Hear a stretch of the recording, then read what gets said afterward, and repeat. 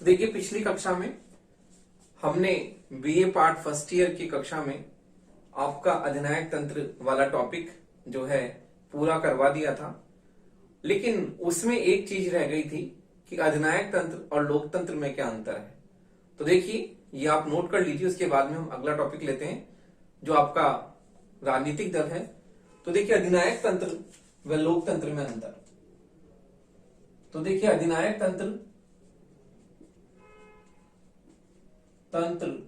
व लोकतंत्र में अंतर, ये 2 नंबर का प्रश्न कई बार आपके परीक्षा में आ जाता है। अधिनायक तंत्र व लोकतंत्र में अंतर। पहला अंतर है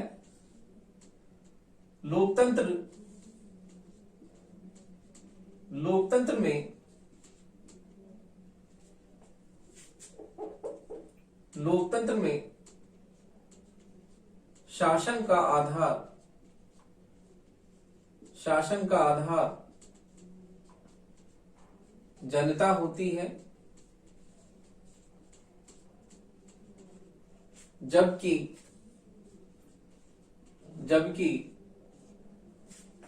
अधिनायक तंत्र में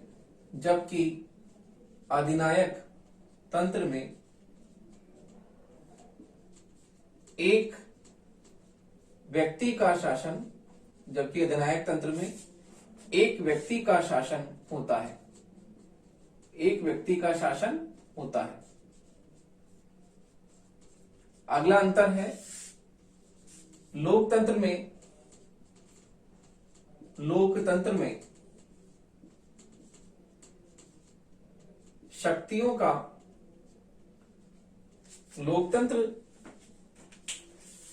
लोकतंत्र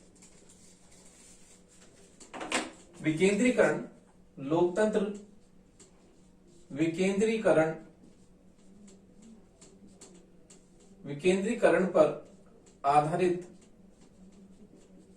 शासन व्यवस्था है, जबकि अधिनायक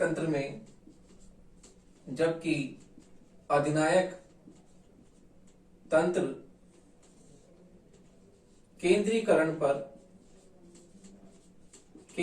पर आधारित है।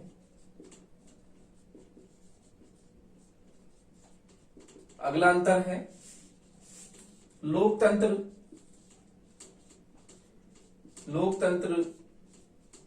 व्यक्ति की स्वतंत्रता व उसके अधिकारों का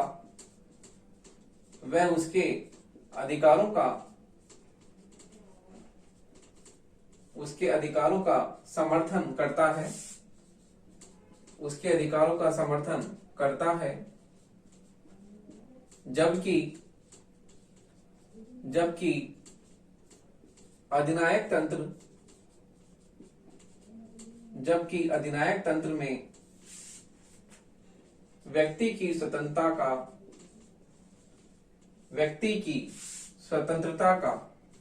अंत होता है। तो देखिए आपका 2 नंबर का प्रश्न आ जाए, 5 नंबर का प्रश्न आ जाए, उसके लिए पर्याप्त है। 2 नंबर में आप 1-2 पॉइंट लिख लीजिए, 1 पूछे या 2 पूछे, और 5 नंबर का है तो उसमें या 3-1 पॉइंट लिख लीजिए।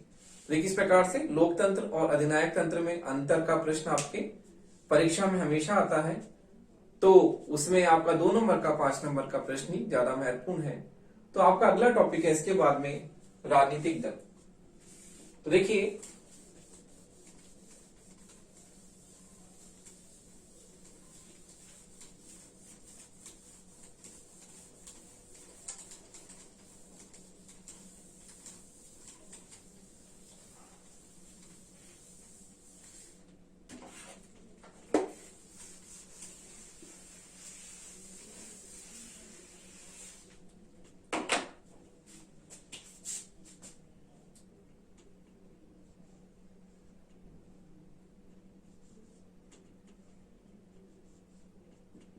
आपका अगला टॉपिक है राजनीतिक दल, पॉलिटिकल पार्टीज, राजनीतिक दल।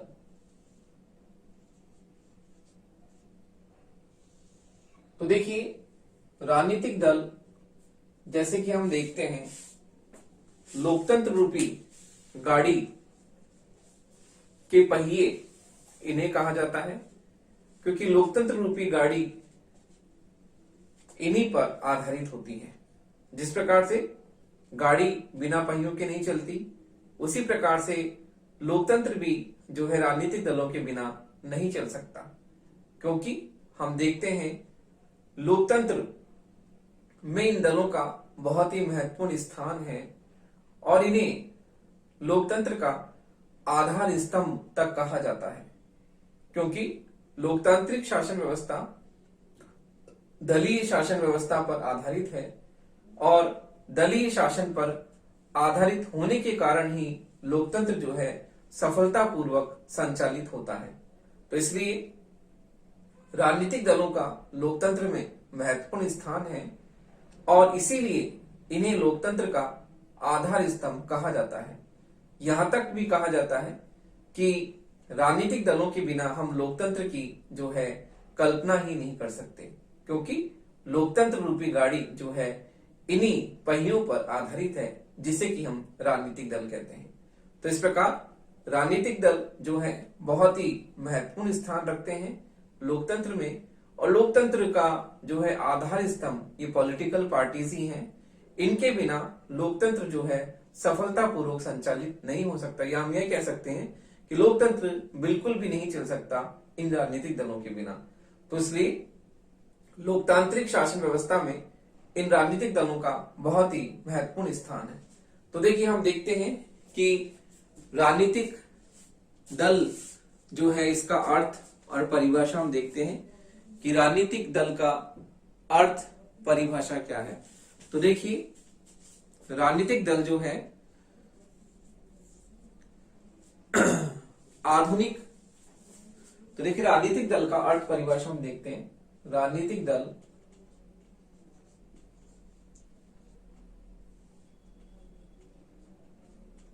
अर्थ एवं परिभाषा, राजनीतिक दल अर्थ एवं परिभाषा।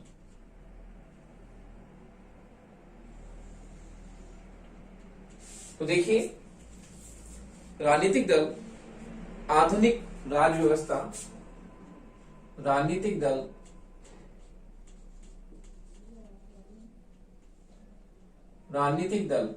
आधुनिक राज्य व्यवस्था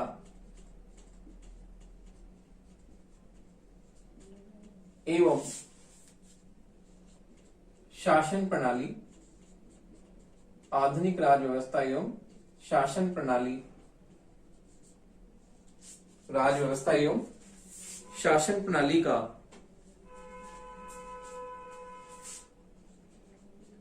एक अनिवार्य अंग है, एक अनिवार्य अंग है, एक अनिवार्य अंग है। और राजनीतिक दल जो है साधारण अर्थ में, राजनीतिक दल साधारण अर्थ में, साधारण अर्थ में राजनीतिक दल, राजनीतिक दल एक ऐसा संगठन है, राजनीतिक दल नागरिकों का, राजनीतिक दल नागरिकों का एक ऐसा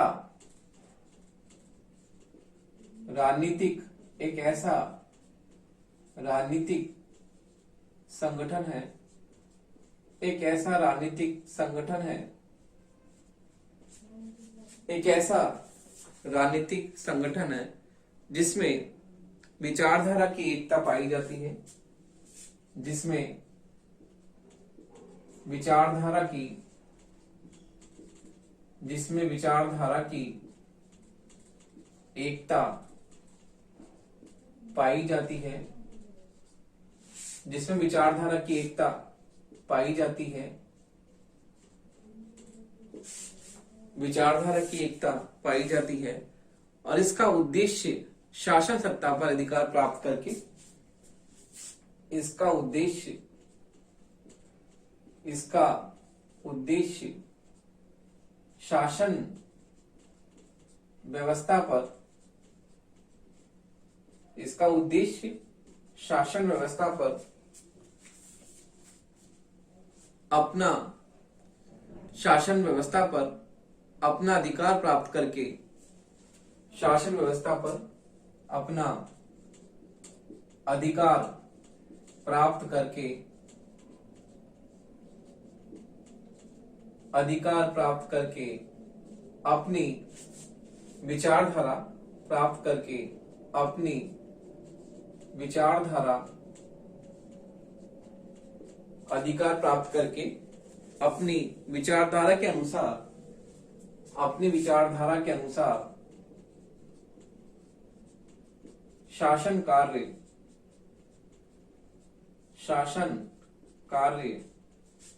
करना होता है। अपनी विचारधारा के अनुसार शासन कार्य करना होता है। तो देखिए, इस प्रकार से राजनीतिक दल जो है राजनीतिक व्यवस्था एवं शासन प्रणाली का एक अनिवार्य अंग है।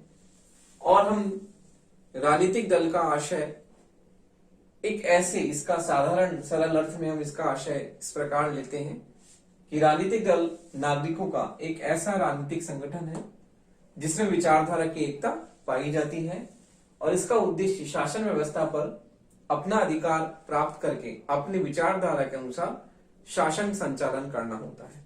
तो देखिए, चाहे से साम्यवादी देश हो, चाहे से लोकतांत्रिक देश हो, चाहे से लोकतांत्रिक विचारधारा हो या सर्वाधिकारवादी विचारधारा है, इन दोनों ही हम विचारधारा में राजनीतिक दलों का महत्वपूर्ण जो है स्थान देखते हैं कि दोनों ही विचारधारा में, सर्वाधिकारवादी हो या लोकतांत्रिक हो, दोनों ही विचारधाराओं में जो है राजनीतिक दलों का महत्वपूर्ण स्थान है। और इनके बिना जो है, या तो इनके बिना, चाहे से हम सर्वाधिकारवाद को देखें, चाहे से लोकतंत्र को देखें, दोनों ही शासन व्यवस्थाएं जो है अपना शासन कार्य जो संचालित नहीं कर पाती। तो इसलिए दोनों ही विचारधाराओं में राजनीतिक दलों का महत्वपूर्ण स्थान होता है, और इनके बिना दोनों ही शासन व्यवस्थाएं नहीं चल सकती। तो इसलिए राजनीतिक दल जो होते हैं बहुत ही महत्वपूर्ण होते हैं। तो अब हम देखते हैं कि किस प्रकार से जो है राजनीतिक दल का महत्वपूर्ण जो है स्थान होता है। तो देखिए, इस प्रकार से हम वर्ग की परिभाषा लेते हैं। वर्ग के अनुसार एक विचारक है वर्ग के अनुसार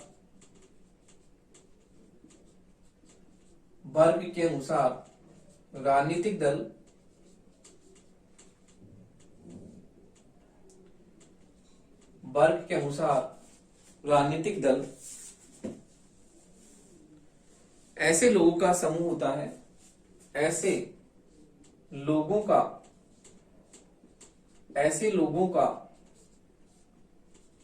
समूह होता है जो किसी, ऐसे लोगों का समूह होता है जो ऐसे लोग जो किसी सिद्धांत के आधार पर किसी सिद्धांत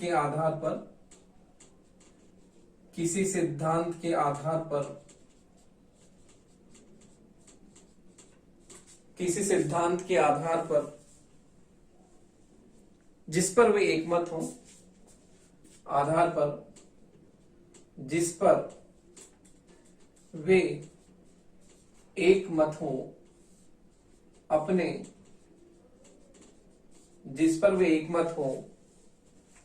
अपने सामूहिक प्रयत्नों द्वारा अपने सामूहिक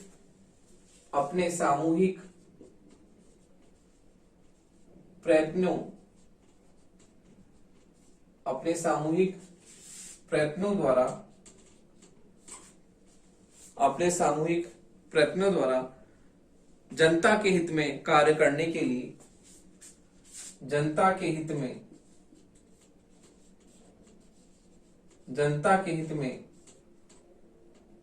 कार्य करने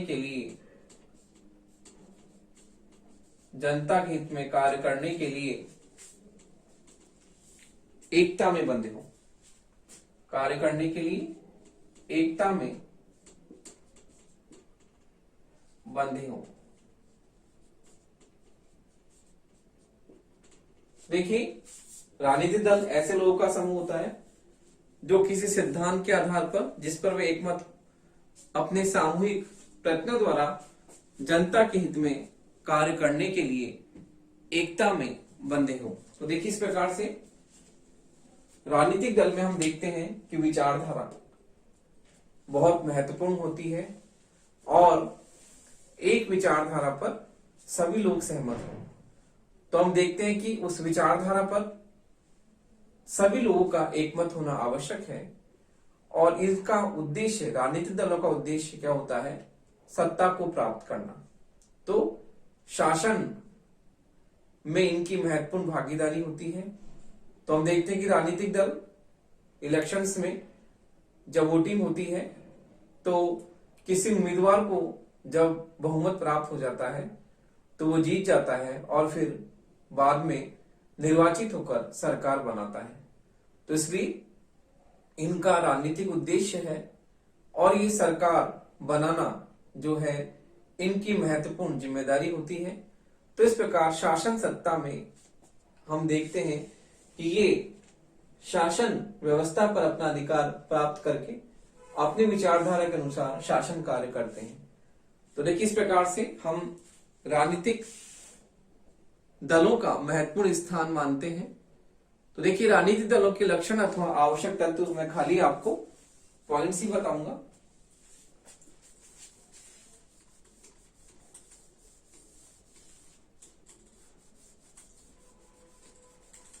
तो देखिए, राजनीतिक दलों के आवश्यक तत्व।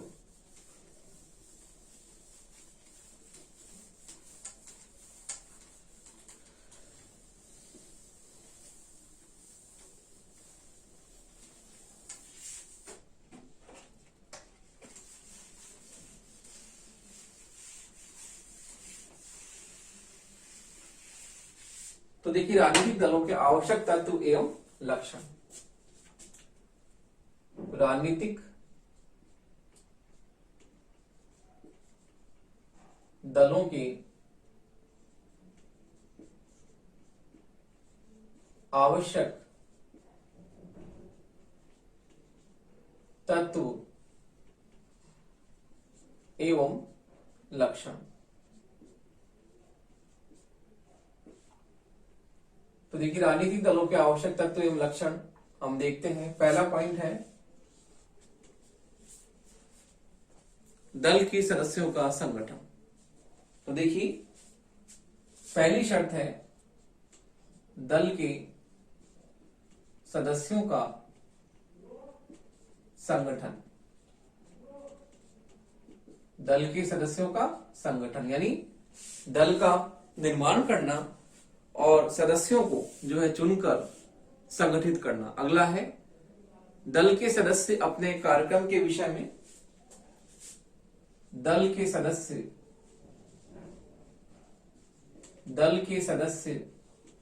अपने कार्यक्रम के विषय में,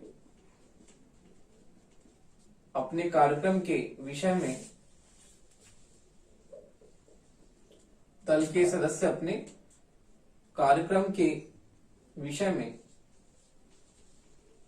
एक मत हो। दल के सदस्य अपने कार्यक्रम के विषय में एक मत हो, अर्थात दल का निर्माण किसी निश्चित उद्देश्य के लिए किया जाता है और उस कार्यक्रम के विषय में दल के सभी सदस्य क्या हों, एक मत हों। अगला है, दल के सदस्य शांतिपूर्ण एवं संवैधानिक साधनों द्वारा, दल के सदस्य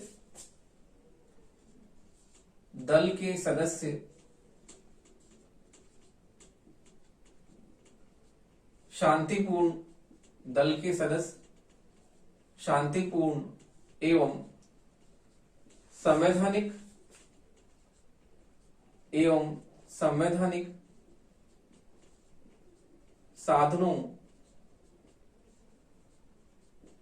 संवैधानिक साधनों द्वारा अपने उद्देश्य पूर्ति में, साधनों द्वारा अपने उद्देश्य पूर्ति में विश्वास रखते हो,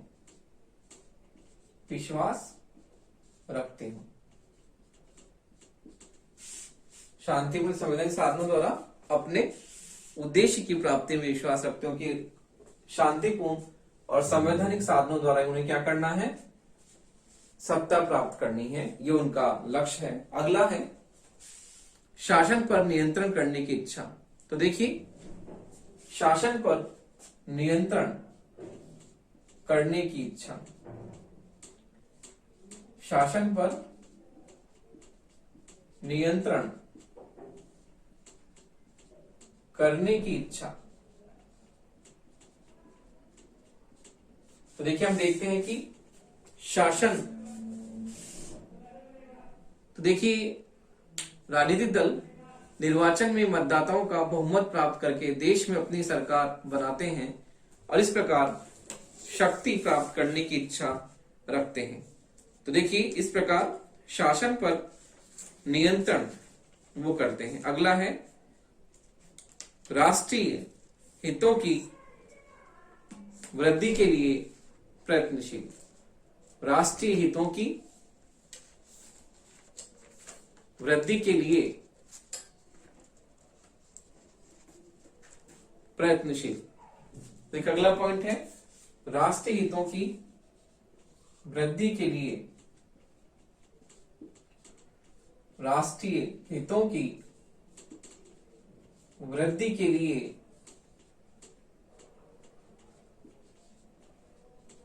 प्रयत्नशील।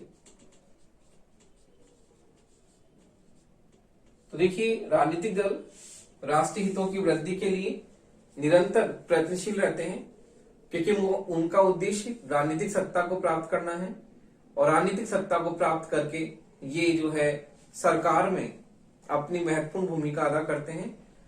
सरकार के द्वारा इन्हें सत्ता प्राप्त होती है और इस प्रकार शासन संचालन इनके द्वारा किया जाता है। तो इसलिए राष्ट्रीय हितों के लिए ये निरंतर प्रयत्नशील रहते हैं। तो देखिए, इनका उद्देश्य किसी व्यक्ति, वंश, जाति, वर्ग, धर्म की भलाई करना नहीं है, बल्कि संपूर्ण राष्ट्र की भलाई करना इनका उद्देश्य है। तो देखिए, इस प्रकार से राजनीतिक दलों के आवश्यक तत्व एवं लक्षण इस प्रकार हैं। तो देखिए, इसके बाद में हम देखते हैं कि राजनीतिक दलों के कार्य, क्योंकि आपके प्रश्न आता है तो राजनीतिक दल से आप क्या समझते हैं और राजनीतिक दलों के कार्यों की व्याख्या कीजिए। तो इसलिए आपका अगला जो टॉपिक, अगला पॉइंट है पॉलिटिकल पार्टीज, वो है कि राजनीतिक दलों के कार्य।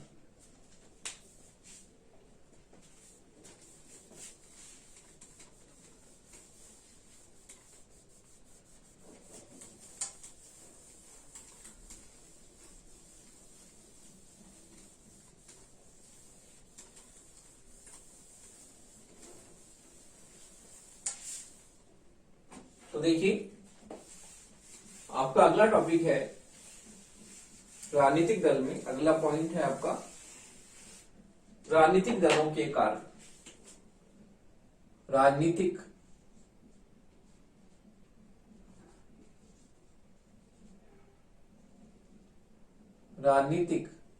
दलों के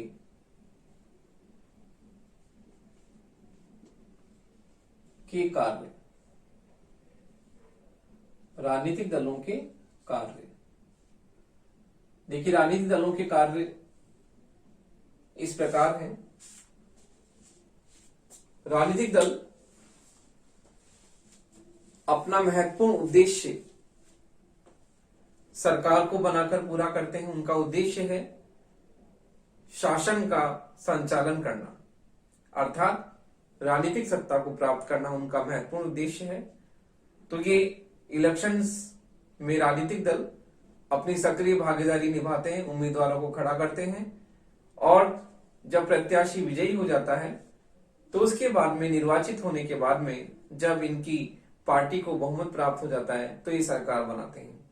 तो इसलिए राजनीतिक दलों का जो है महत्वपूर्ण कार्य हम देखते हैं किस प्रकार से है। पहला पॉइंट है दल की नीति का निर्माण। देखिए दल की नीति का निर्माण सबसे प्रमुख कार्य है राजनीतिक दलों का। दल की नीति का निर्माण, दल की नीति का निर्माण। देखिए राजनीतिक दलों का सर्वप्रथम कार्य है अपनी दल की नीति का निर्माण करना। देखिए राजनीतिक दल अपनी नीति और अपने कार्यक्रम का निर्माण करते हैं। राजनीतिक दल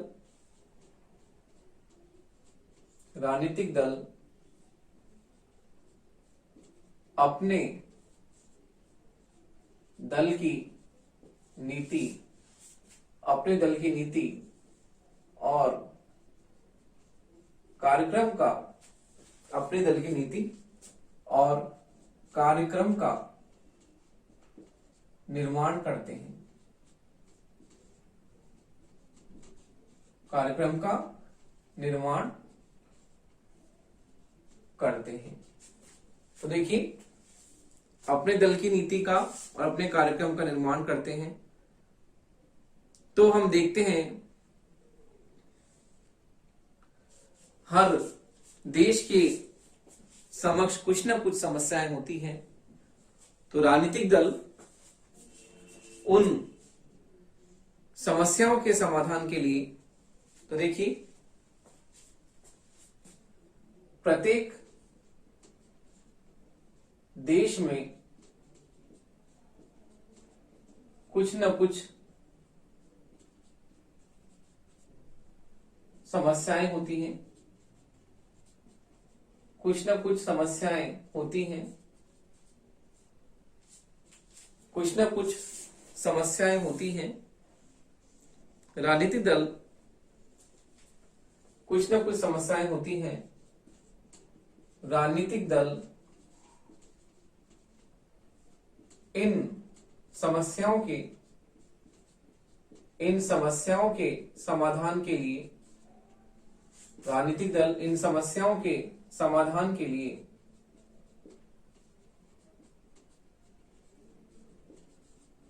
योजनाएं,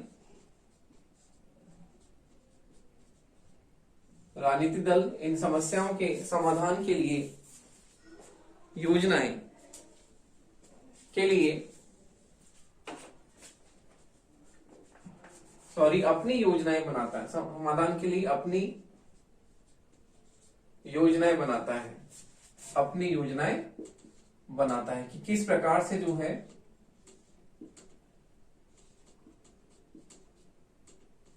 क्या समस्याएं उस देश की है, उस देश की समस्याओं का अध्ययन करके उनके बारे में अपनी प्रभावी योजनाएं बनाता है, किस प्रकार से उन समस्याओं का समाधान किया जा सकता है।